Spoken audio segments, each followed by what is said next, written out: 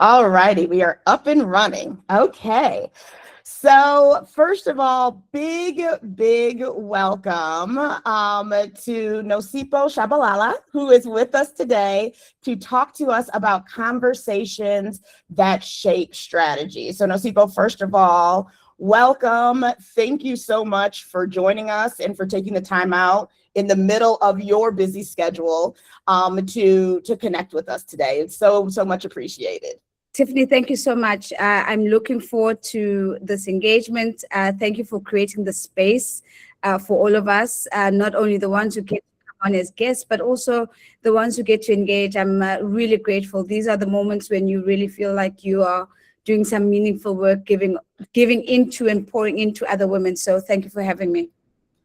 I love that. No, and I would so appreciate that. And I want to just talk about that for a moment, actually, before we jump into the questions that we have. Because one of the things that's really important, and when Nozipho and I first connected around her coming onto this webinar, was that this important focus of creating for women and all women, and especially I feel like women of color, to be able to hear our voice, to actually understand what does it take to lead in global environments, what do we bring to that that's different, right, that's unique, that provides a different experience, and how do we leverage that, right? How do we create the spaces where it's okay to talk about what's working well, to learn from each other, to have thought partnership, and where we can be vulnerable and say, you know what, this was hard for me. And so I'm so appreciative of Nozipho, you coming on to do this, and everyone who's joining, because what we're hoping is that we're going to create some real talk here today, that we're going to learn from each other, that you all are going to be able to ask the questions that maybe you haven't been able to ask in the past. And so I'm hoping that's the space that we can create.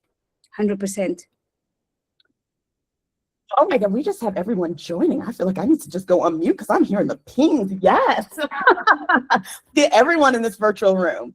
So before we jump in, one of the things that I wanna share is that the reason, Nozipho, that we asked you to join, and we're so thankful that you graciously accepted, is that you're not only here to talk about conversations that shape strategy, and you're not only an expert in it, you're one of the best that we've seen on a global scale on really being able to take strategic, complex conversations and ideas and create a space for people to have real conversations about them and to start simplifying them and to understand, what does this mean for me? And I think that those are some of the small nuggets that we need to understand and get advice around, and in learning around how do we do that as women better. Take these strategic, what feel like so complex ideas and thoughts and engagements and challenges, start to distill them down into this is what could be. Here are the conversations we could have. This is like the ideas and the thoughts, right? And the innovations that could be if we just kind of take that apart a bit.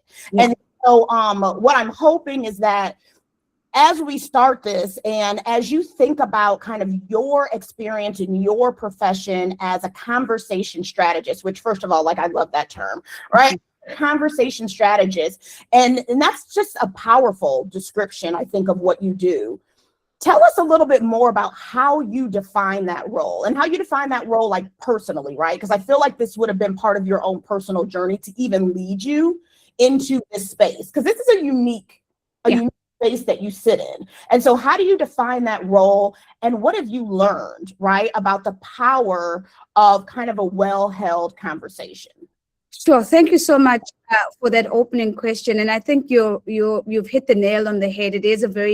It has been a very personal journey at arriving at just the naming convention in the first instance. And I want to prefix this by saying that, you know, part of my gratitude for this moment is that I don't always get an opportunity just to pause and think about the process of how things have happened, because a lot of it has been about trusting my gut and intuition. I haven't had a blueprint or, you know, a well-made sort of strategic plan that I've got to do this and do that. It's really just been about trusting my gut. And so to be able to pause and reflect around what were actually the audit steps that got me here is a very powerful process for me as well. But I'll start off where it started with, actually was with discomfort. I had found myself working at CNBC Africa as a broadcaster and a financial broadcaster. I'm not a trained journalist, so I've never gone to journalism school, and I've never actually studied communications either. I've studied a range of other things, but not those things. And starting to get exposed. So please excuse me, I've got a little bit of an itch in my throat today. So I'm going to be drinking water quite a lot. And starting to be exposed to the world of moderating conversations. And so I had a full-time job and I started moderating conversations, and people started then calling me, labeling me the closest thing that they could find. So I would get labeled an MC, or someone like, oh, you know, Madam MC, or the program director, or, you know, Nozi the journalist, or Nozi the television presenter. And there was, I can't quite put my finger on it, but there was just an inherent discomfort knowing that I'm not any of those things. I didn't feel comfortable being called a journalist because I knew I'd never gone to journalism school. I wasn't comfortable being called an MC because I felt, or a program director, because I felt that it minimized so much what I thought I was doing. And so in that discomfort, instead of sort of shying away from it and making the discomfort minimize me and create doubt, I leaned into the discomfort and asked myself the question, if I'm so uncomfortable about these labels, what then do I want to be called? And why would I want to be called that? And so I had to sort of do a sitting in the discomfort process with myself and sort of shut out the external voices and begin to ask, what is the value that I actually think I bring that makes me more than an MC or more than a program director? And so tracing back that value chain was really important for me, because I was able to say, well, first of all, I don't get given a script to go read on stage. I journey with my clients from conception stage. When my client says, there's a really powerful conversation that I want to have with the world, or my organization is to have with the world, I'm the person they typically call and ask, and the question I get asked is, how do I do this? How do I know this is the right conversation? How do I frame that conversation? If I'm bringing other voices into that conversation, how do I think about the right voices, and how do I center the right voices so that the outcome or the objective and the strategic objective that I'm trying to hit is there? And so I quickly realized that I don't sit at the end of a value chain. I sit right at the beginning of a value chain. And so what I'm actually doing is I'm not rehearsing lines and delivering them on stage. I am bringing a strategic insight and a strategic capability and blending that with the science and the art of conversation. And for me, it was quite clear from early on that it wasn't communication, because I think communication is the first step of conversation. I think we're taught how to be good communicators, but we're not really taught how to be good at conversation. And I knew that the work that I do transcends communication. And so the point I'm trying to land is that it was in leaning into the discomfort of not wanting to be called something that didn't feel right in my gut that actually got me to the naming of the work that I do. And I've gone and I've trademarked it, and I've made sure that I've done all the things that all the good women lawyers have told me to do when I come up with a good idea.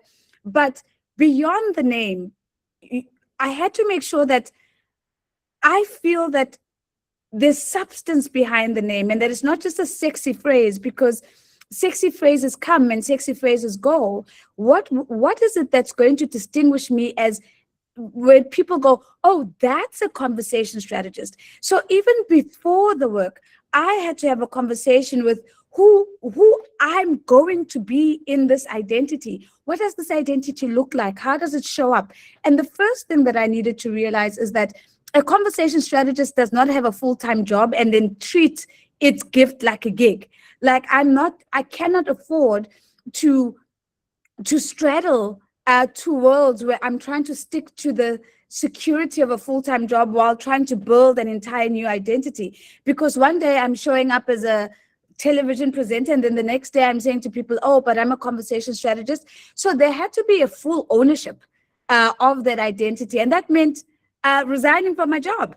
So, and it took a while for me to get there, but to resign from my job, to step into the identity fully, to wake up every morning concerned with how am I going to bring the art and science of conversation to a strategic challenge that my client is having, and be obsessed with what are the different tactics and strategies that I can do, that I can leverage to do that, to be obsessed about the new ways in which I can do this, and live, breathe, eat, sleep, this entire thing over and over again. And so to the latter part of your question is, how do I know that a conversation is strategic? Well, first, it's not a talk shop. It's not performative. It's not scripted. It starts by anchoring itself in strategy. And all strategy is actually is a plan to get from A to B. So what is the movement that I'm expecting is going to happen because we've had this conversation? And if there's no visible movement, there's no measurable movement, there's no consequential movement, then it's not a strategic conversation. We're chatting. We're just having a fat old girls chat. But if there's not going to be a behavioral shift or an organizational shift or a business model shift, then we haven't had a strategic conversation. So I apologize for a long-winded way, but I think you really got to the essence of why I get up and show up in the way that I do, because I know that I'm not just doing the work. I am embodying what it means to be a living, visible example of work as well. I love that. And I'm going to tell you right now, this was exactly the reason I waited to do your bio, because I wanted everyone to hear that first. Because I think it's important. I think we can jump into the list of all of the qualifications and the experiences that someone has. But until we understand where that came from and what it means, right, and what it is that you're really trying to move with that, they're just words, right? They're just words, and it's a list of achievements. So with that, I'm about to share your list of achievements so everyone knows on this call who we're actually hearing from, right? And the experience that you're bringing. So as we talked about, Nozipho is the CEO of The Conversation Strategist. She is also a best-selling author, which we'll get to in a moment, on her book. As the CEO of The Conversation Strategist, this is where she designs and facilitates those high-stakes conversations that she just spoke about, and specifically in complex political, economic, and social environments. She's a trusted advisor to executives, global institutions, and governments. She's worked everywhere from with the World Bank, United Nations agencies, as well as multinational corporations and academic institutions. As she's talked about, her perspective has shaped like these rare cross-sector experiences, right? So they span from the presidency of Africa, the broadcasting, CNBC Africa, she talked about, Tata Africa, alongside academic rigor in development, finance, and international relations. Nozipho is sought after for distilling that complexity that we mentioned into insight and convening conversations that drive measurable and lasting impact. And I think that's something that you brought out that was really important, and I wrote down, right, was that impact of these conversations, that consequential movement. Yeah. And I think as women, sometimes we are not as bold to have the conversations that are gonna move, right? That are gonna actually have that behavioral and org shift, ask the hard questions, and be okay saying, this is what I need, right? Yeah. This is what we need to actually shift and to actually change. And so I think that this is where my hope is we can get those little nuggets on what that looks like. So I want to ask a level deeper. Sure. On one of the things that you talked about, which is when we talk about these strategic conversations, it could be we're just having a good girl talk, or it could be we're actually talking about something strategic. We're moving the needle on something that's bigger than us. What makes these strategic conversations like strategic rather than simply interesting or informative? What do we need to be saying? What do we need to be thinking about to actually move that needle, actually make an impactful conversation? I love that question, because I think oftentimes we make the mistake of thinking that the question is the destination. So the question is, the conversation is the destination. And so the fact that we've had a big event or a big conference or a summit, and we've hosted these panel discussions and fireside chats and all of these different formats, that we've done the job. But actually, conversation strategy says to us that conversation is a means to an end. We've got to do the work of first identifying, what are we trying to change? What is it that we're actually trying to shift in this conversation? What would, in an ideal world, would be different because this conversation has actually taken place? I'll give you an example about where I am right now. So I'm in Cape Town right now. I'm with one of the listed financial services companies in South Africa. And we're very clear about what we're trying to shift in the conversation. Tomorrow morning, 100 of the top leadership in this particular organization have gathered to try and understand how are they going to execute differently to achieve their strategic objectives. And their strategic objectives are sales. So they're looking for more sales, they're looking to grow the customer base, and they're looking to outmaneuver and outsmart their competitors. Now, that's what we're chasing. It's not the fact that we're going to have a panel discussion or the fact that we're going to have a fireside chat. That's not the destination. And I think for me, that's the fundamental difference. What is it that you're trying to move? And what is it that you're measuring as success? And I often think what we tend to get wrong, and I see this every August in South Africa and every March around the world when we have a massive focus on women and women's related conversations, is that we tick the box because we think we've had the conversation, and then we don't go beyond that to say, what is the intent of this conversation and what is it actually going to change? So for me, I think it starts with the mindset of understanding that conversations are just tools to actually shift something a lot bigger than us. But what is it that you're shifting? And if you can't name it, if you can't put your finger on it, then you're probably headed into an inconsequential conversation, because you don't actually know what you're trying to influence and what you're trying to, what are you trying to move, and what's the breakthrough that you're trying to make. I know for a fact that a year from now, if we come back and there hasn't been a move in sales by X percentage, there hasn't been a growth in the customer base by X 100,000 customers, if there hasn't been an outmaneuvering in terms of market share for this particular client in their environment, that what we're going to be doing tomorrow was a fail. Because what we did do is that we all got into our formal clothes, we had nice food, we had nice decor, we paid the tech guys, but we actually didn't move anything. And that for me is probably the first distinction. And when we don't make that distinction, Tiffany, is we tend to fall into the trap of performative conversations. And we just think that if the conversation looks good, if the venue is good, and we've got the big names with the big social media following, and everybody's, shown up for that, and that we've got, all of these peripheral things that actually don't contribute to the thing that we're trying to measure. And once you fixate on the thing you're trying to shift, even the questions you bring into that conversation become different.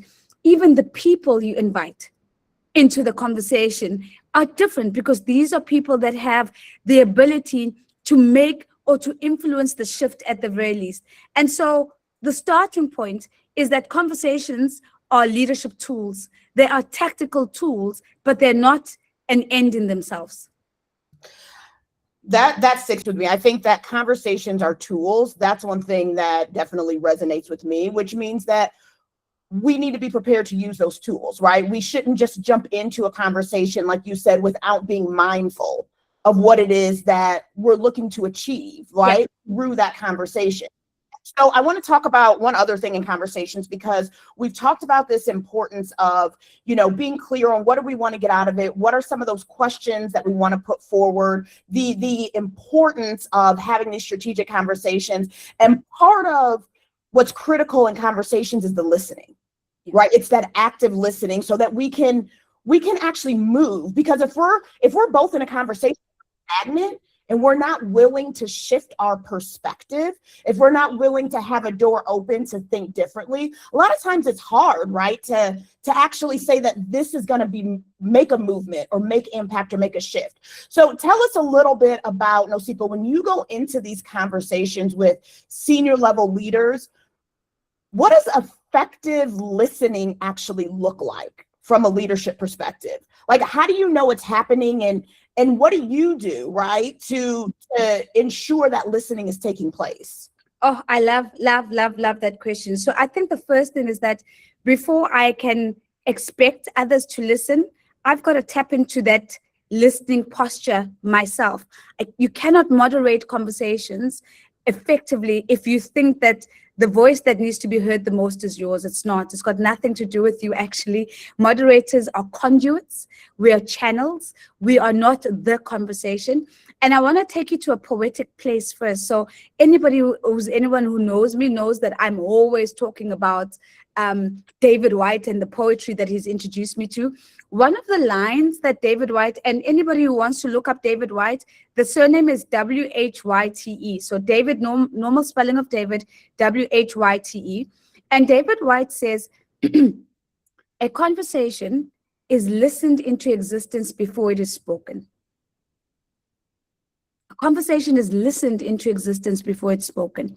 And so that is my entry into every conversation, is to say, what might it look like for me to have a listening posture and to set the tone of listening, so that I am an accessible, tangible example of what does it actually look like to listen in this space? Because we assume that leaders listen, but they don't. They come into that space with an agenda to actually land it, especially in like big global conferences, right? The entire team has briefed them about, when you go into this conversation, these are the key points you've got to land. These are the people you've got to influence.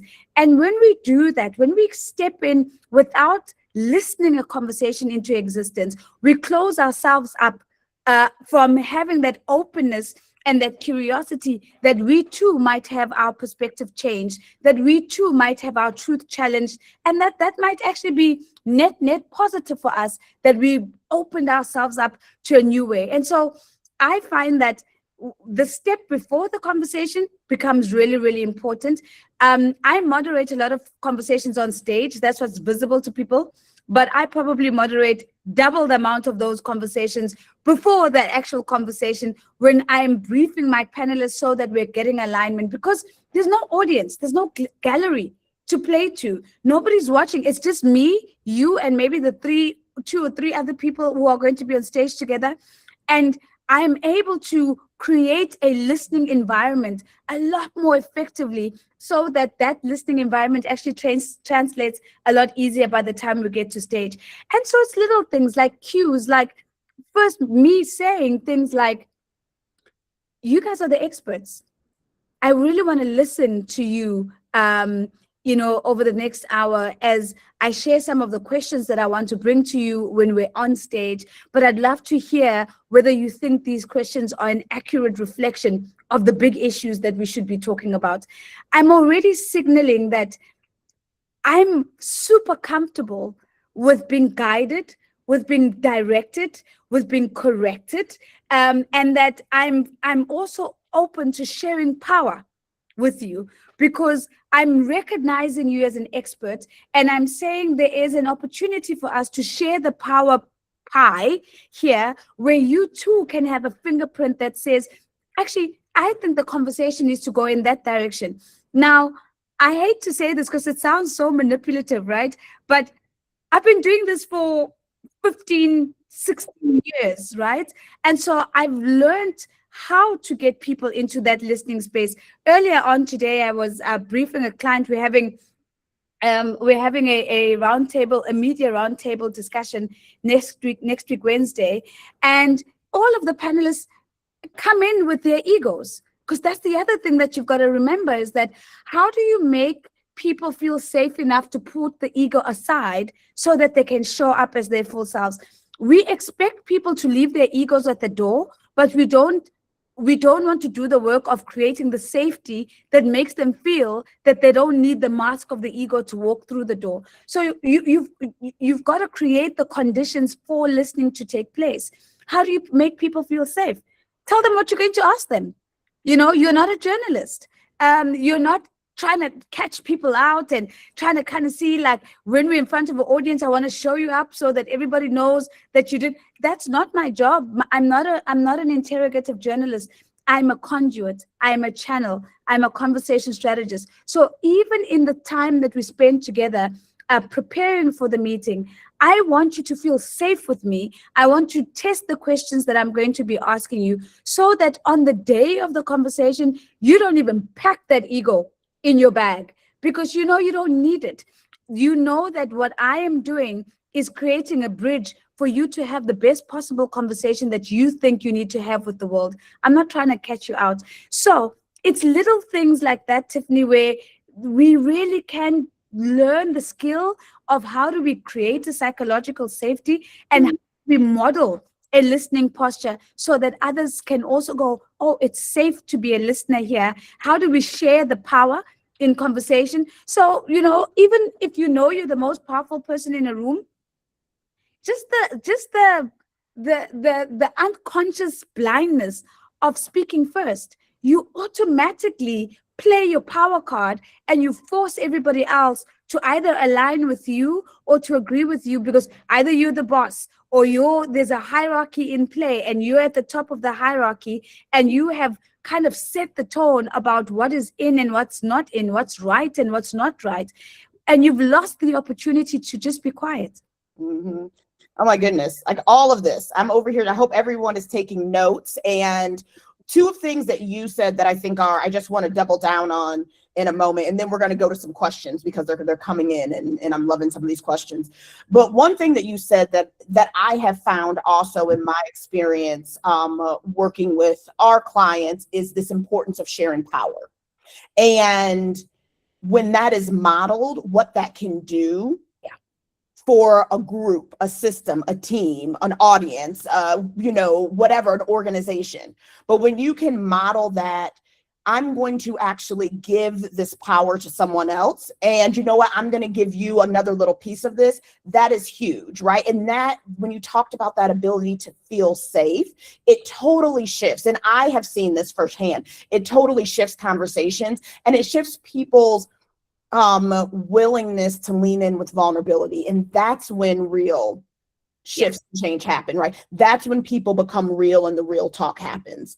So we had more questions on this topic, but I want to take some from our audience, and then we're going to jump into the book a little bit, Nozipho. But let's take a couple of questions here. So we had a first question from Leonard, and Leonard is saying, when planning a strategic conversation, how do you think about who to target for the conversation and how to navigate the politics that can so often affect the impact the conversation will have?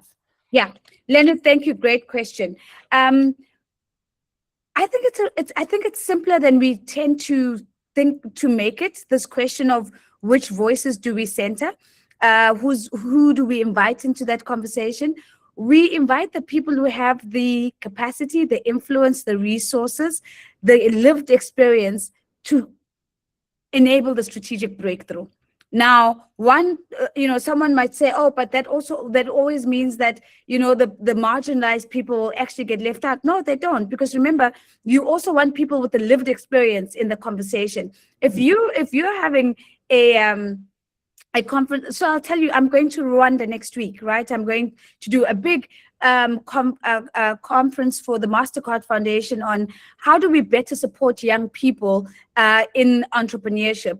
And almost in every single one of the panels that we're having throughout the day, we have young people sharing what it actually means to be young and running a business in Africa. So you've got to always think, does this person have the capacity to influence the shift that we're looking for? So, and you would have heard me rattle off a couple of categories. It's people with the lived experience, but you can't have just people with the lived experience, but they have no resources. What's the point? So we're going to have a kumbaya pity party about how difficult things are, but nobody's actually going to be able to say, actually, I'm going to put $1 billion behind this and we're going to do something about it. You've got to have people who have the capacity to change and influence the policy that determines why that situation arises in the first instance. You've got to have the people with the deep pockets. You've got to have the people who are the megaphones, right? So these are the people with the big following and the big social media footprints, because when they talk about the issue, it might then elicit a behavioral change that somebody that is a not known person, but maybe is in a policy environment or has a lived experience can't do. The trick is, how do you get a curated mosaic of those voices so that together they are able to create the shift? Because not any one category of people are ever going to be able to create the shift on their own. You could have people with all the resources in the world. If they don't have an understanding of the lived experience of the thing that they're trying to shift, all the money in the world is not going to change that experience. So part of our job as people who move in curating strategic conversations is being very intentional about the curation of the voices, the mosaic that you're actually pulling together that determines whether you're going to be able to have a shift or not. And sometimes it's sequential. Sometimes you need the people with the money to come last, because if they come too early, their power in the conversation overshadows everything else.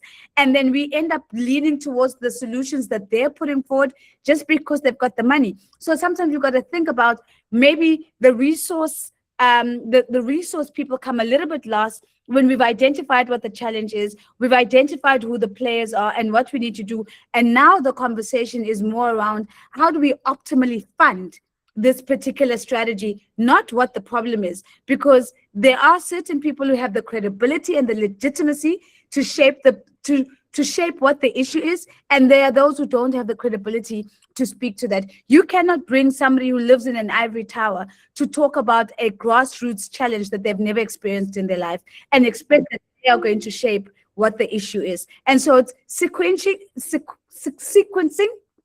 some of those voices, but also at the same time curating quite intentionally. Thank you. No, that was amazing. I think really good insights. Let's go to Sibu had a question. So Sibu is saying, have you ever experienced imposter syndrome? If yes, what mindset exercise did or do you use to quiet that little voice? Oh, Sibu, you've touched on my best and my worst question, because I keep saying I look forward to the day that I don't have to answer this question, because I do think it is a massive distraction. And let me tell you why. And this is why I love talking about it. This is why I say it's both the best and the worst question. You know, I used to come into spaces like this, sometimes being invited in live environments or online, and always, without fail, the imposter syndrome question would come up. And I think, like other women, I used to always think about, oh, how do I cope? How do I think about imposter syndrome? And before you know it, we've spent 2 or 3 minutes swapping strategies and tactics about how to cope with imposter syndrome. Then I think it might have been 3 years ago, I watched a YouTube video of Reshma Sojourn. So Reshma is Reshma. Sojourn, I think, is Saujaun. Tiffany, you'll help me. She's American, so you'll know Reshma. And Reshma was giving a talk at Smith College in the US. And the talk, and Smith College, for context, is a women's only college. So think about university, women's only university. And she was talking about imposter syndrome. And she just said, just hang on.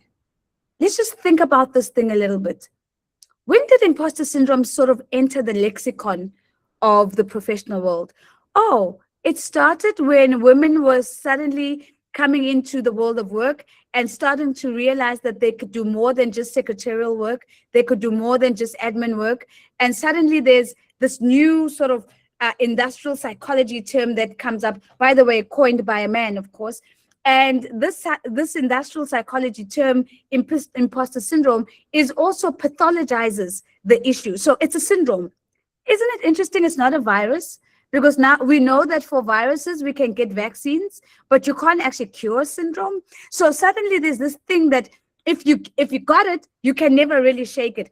And how interesting is it that only women get this syndrome?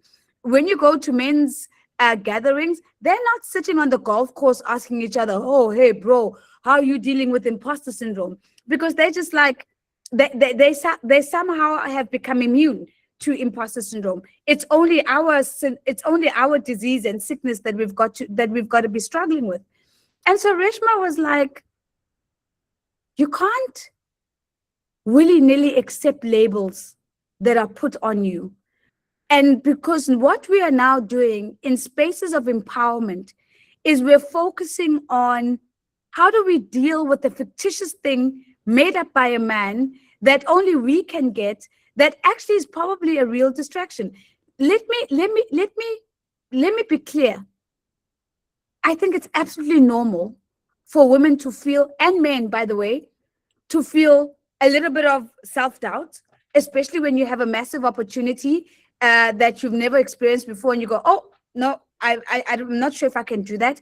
To have a little bit of a dip in confidence, that's human. We all have dips in confidence when we have to do something new that we've never done before. But I don't think that makes you sick. I don't think that gives you a syndrome. It makes you human. And so my takeaway in all of that is that don't allow yourself to be distracted, focusing on something that it's like race. Race is a man-made concept.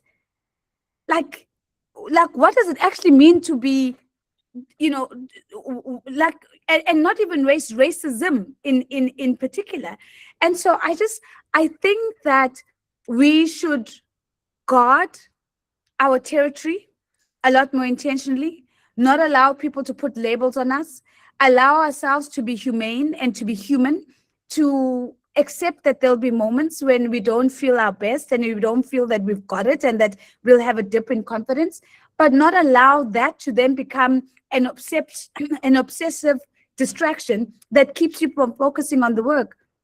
I think the sadder part, Tiffany, is that because we made imposter syndrome a woman's issue, we also deny men the opportunity to say, hey, this new opportunity feels bigger than me. I'm struggling a little bit. I'm having a little bit of a dip in confidence about whether I can actually do this or not. And so every time I feel like, I'm feeling like, this is a little bit bigger than me. Maybe I'm not cut out for this. You know what I use that as? I use that as a high five, because it's a reminder that I'm moving forward. I'm making progress. I'm doing things that are bigger today than they were yesterday. I don't have a syndrome.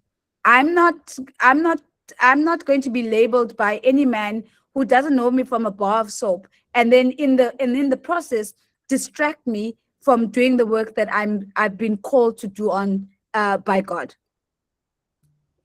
Say that one more time, okay, Nozipho? I'm like, yes, all of that. And I think that one thing that you said that really really stuck with me is, like, we put these labels, right? We feel like we've put these labels now on ourselves, which actually put us into boxes, and it doesn't allow us to get out of that box. And so when we think differently, when we say, that's okay that I feel nervous about this thing, it's okay. And that is a normal thing for any human. Any human would feel nervous about this thing. Or you know what? Like, this is hard. Yeah. Because this is hard, like, I can do hard things. Yes. I can do hard things, and maybe it'll work and maybe it won't work. And if it doesn't work, I'll learn from that and I'll try and do something different. But to your point of, like, God creates these paths for us. And so stepping into that, it's always an opportunity for us to grow stronger, for us to learn, and moving into that mindset, right? Moving into that thought process is what's going to help us continue to be able to have those impactful conversations. So, Nozipho, we have lots more questions, but I want to move us, before I go back to the questions, I want to talk a little bit about your book, because I think that this is an important thing. And for those who have not had a chance to read it, we're going to talk about it here. We'll put it in the comments. You guys need to go get this book. And most of the folks on my team have read it as well. But it's called After the Fires, Unlocking the Power of Letting Go. And Nozipho, this, at least from what I can tell, and the folks on my team that have read this, is that it feels like a deeply personal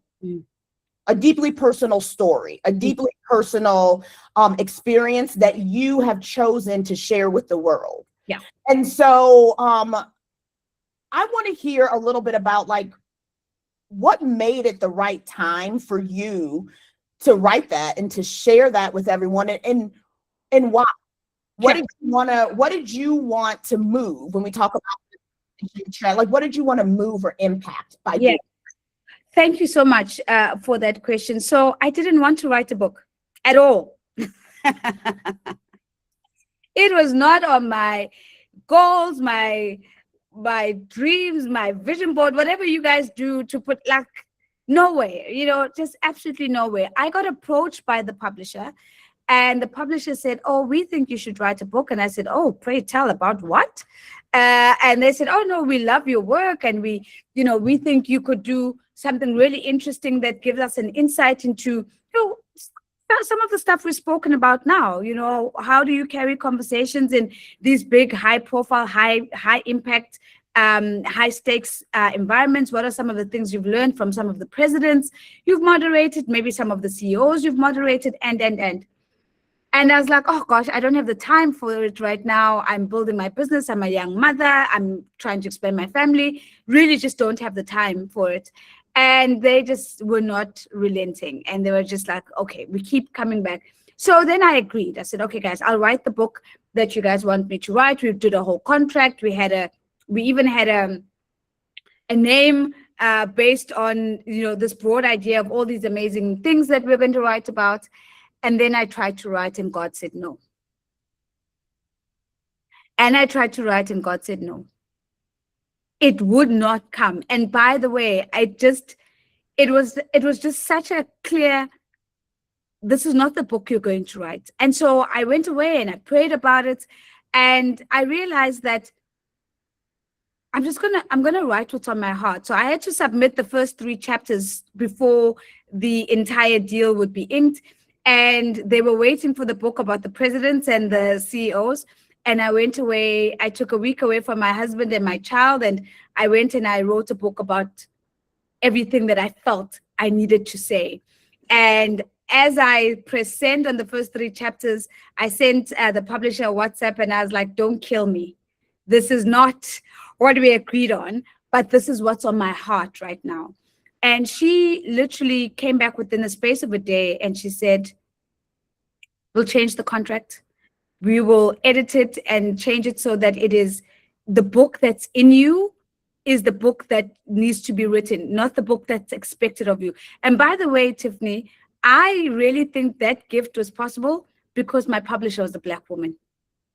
I don't think that it would have been that easy of a conversation with somebody else, and for them to go and fight on my behalf to say, I know she signed the contract. She's not going to do that. This is what she's going to give us instead. And it is nowhere close because what I felt I needed to write about in that book was my personal journey, which was not known. And maybe a quick story, which I tell all the time, is that in the middle of these unrelenting requests from the publisher, my husband and I hosted a couple for dinner at our house. And for context, it was a white couple. And at some point in the conversation, my husband says, oh, babe, tell them about your story. And I'm like, what story? He's like, your story. And I'm like, no, like, what story are you talking about? And later on that evening, we got into a massive fight. And I said to him, what is this with you embarrassing me in front of white people asking for stories? What story are you talking about? And I remember the look on his face as he was taking in the fact that I didn't think that the life I had lived was extraordinary. And that was really sobering for me. And I remember the very next day, that weekend, we went to church and I heard a song. And in Zulu, it's called Ungathula Kanjani, which means, directly translated into English, how dare you be quiet? And the combination of that fight and that moment while I was worshiping at church was all I needed to realize that I'm going to go write those 3 chapters that they're not expecting, and I'm going to submit those chapters. So never wanted to write a book, but this is the book that was in me that needed to be written. And because I didn't want to write a book, I wanted to make sure that this was not going to be a performative book, that this was going to be as naked and as honest as I could possibly be, because I was very clear in my mind that I'm not going to write another book about my life. If I write another book, it'll probably be about it's probably going to be the book I was supposed to write, that I got, that I wiggled my way out of. But if I'm going to do something once, I'm going to do it properly. And I think when we don't own our full stories, we rob not only ourselves, but we rob the people we're trying to share the story with the fullness of what it means to be you and what you've come through. I always say that as human beings, we're like a river.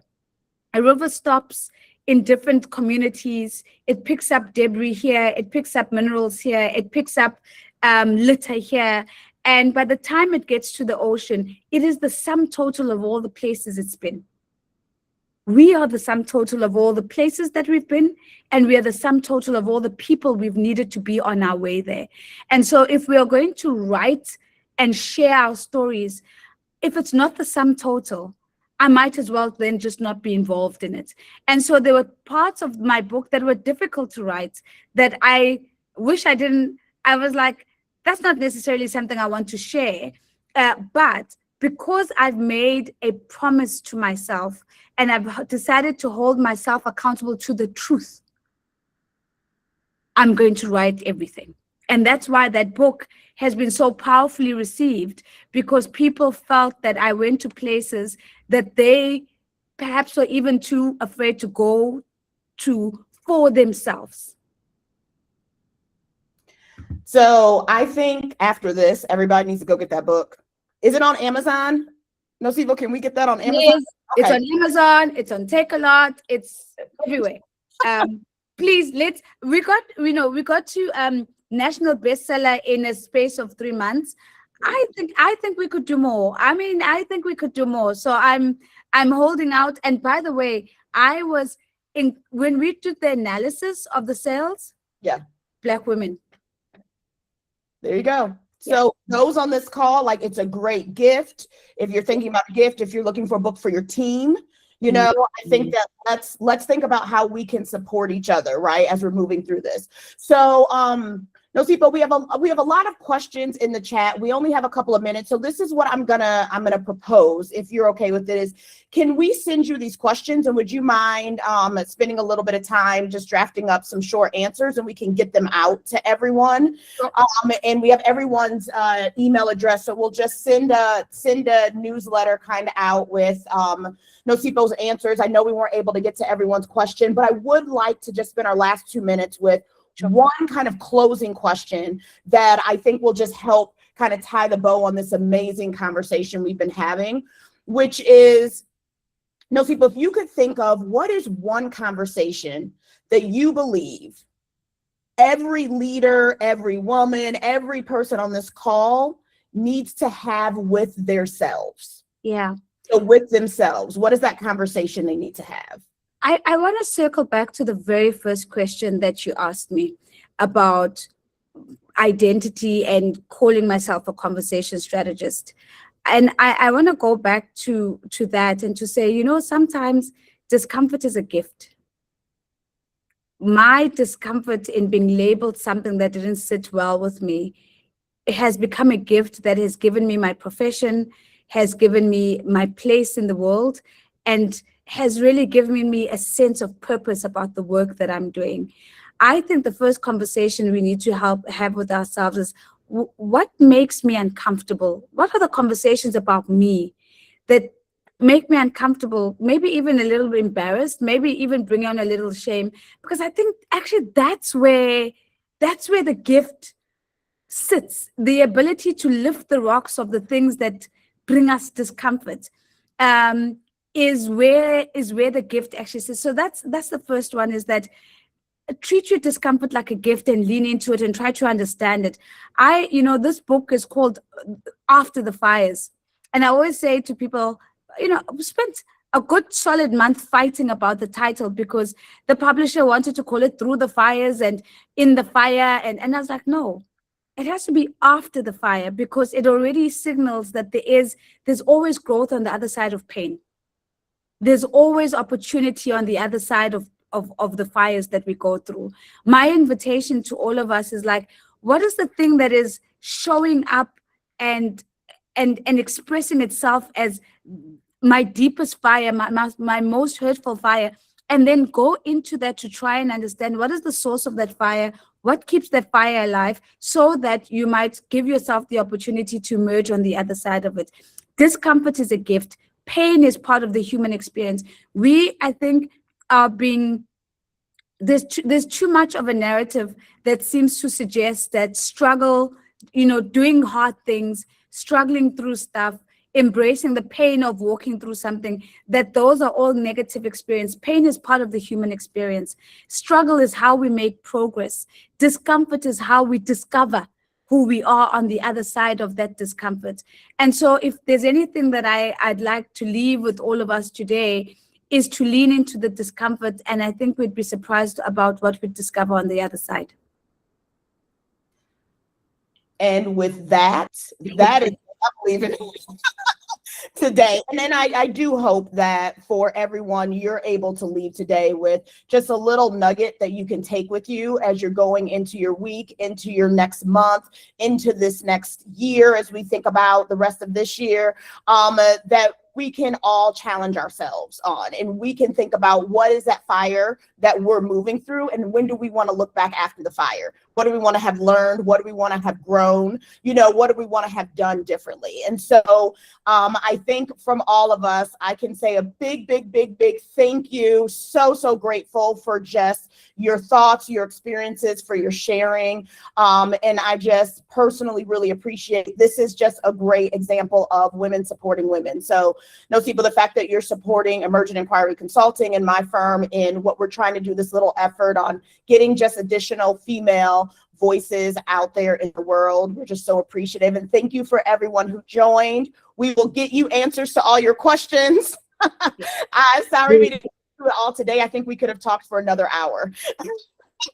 Thank you so much for having me, and everybody, wherever you may be, have a good evening, have a good afternoon. Thank you so much, Tiffany. Thank you for the work that you're doing with you and your team. There's never going to be enough spaces for us together, and so just more onwards and upwards to you and the work that you're doing. Thank you so much. I appreciate you so much. Thank you, everyone. Have a good rest of your day, evening, and we will hopefully see you at our next webinar. Yes, bye-bye. Bye.